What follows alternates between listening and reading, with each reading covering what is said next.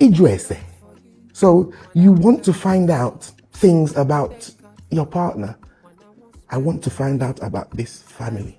Because there's no point in Iku Aka that's getting engaged and then coming back to find something that makes you incompatible. Then it goes to Iku Aka.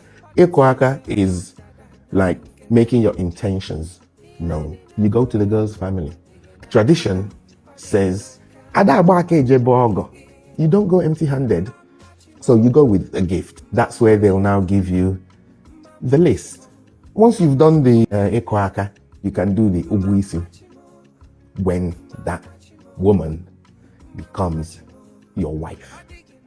The significance of the Igba Nkwa is to generally show everyone who your in-law is. The dad hands over a glass of palm wine and asks her, show us who is your husband.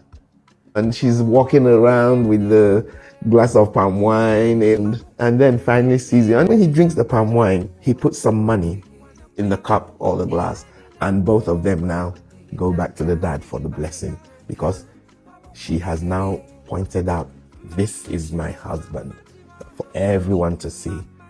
So it's a lovely ceremony.